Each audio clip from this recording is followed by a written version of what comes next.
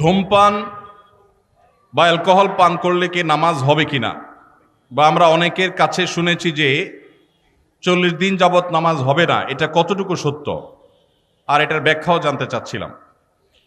দেখুন,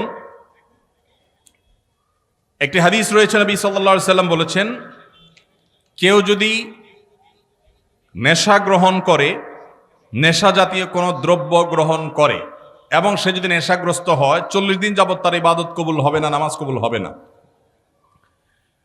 তো এই হাদিসে নেশাগ্রস্ত হওয়ার কথা বলা হয়েছে।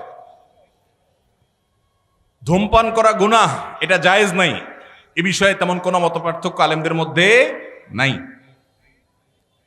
আপনারা জানেন আমাদের দেশে কয়েকটা রোগের কারণে মানুষের মৃত্যুর হার, স্বাভাবিক মৃত্যুর হার কমে ভয়াবহভাবে মৃত্যুর হার বেড়ে চলেছে। এর মধ্যে অন্যতম হলো ক্যান্সার।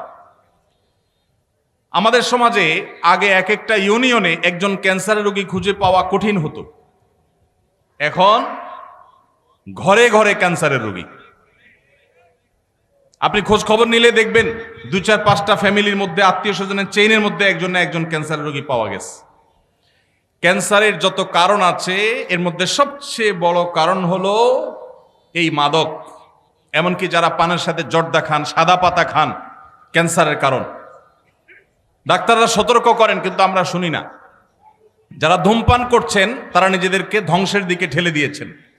এই জন্য এটাকে সারা বিশ্বের সমস্ত ওলামা ইকরাম ঐক্যবদ্ধভাবে এটাকে নাজায়েজ বলেছেন, অনেক ওলামা ইকরাম এটাকে হারাম বলেছেন। এই জন্য এমনিতে ধূমপান করা নাজায়েজ কথা, গুনাহের কথা। পাশাপাশি কেউ যদি নেশাগ্রস্ত হয়ে যায় তাহলে তার 40 দিনের ইবাদত কবুল হবে না, সে কথাও হাদিসে আছে। বিধায় এটা থেকে বেঁচে থাকা দরকার। আমাদের যে সমস্ত ভাইয়েরা ধূমপানের বদভ্যাসে এখনো আছেন, অনেকেই আছে, এই মাহফিলে হয়তো থেকে থাকতে পারেন, তাদের সংশোধনের জন্য সবচেয়ে বড় সুযোগটা সামনে আসছে রমজান মাস।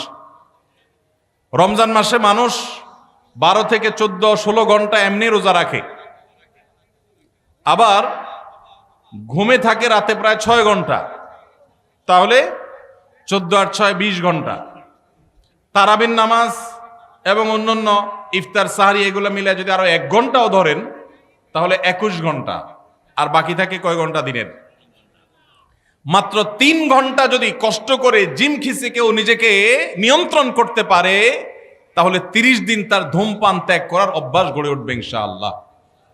অনেক ভাই আছেন ধূমপান ত্যাগ করতে চান, কিভাবে করবেন তিনি জানেন না। রমজান মাস হলো তার সবচাইতে বড় সুবর্ণ সুযোগ, চাইলেই এই বদভ্যাস ত্যাগ করা যায়। আল্লাহ আমাদেরকে তৌফিক দান করুন।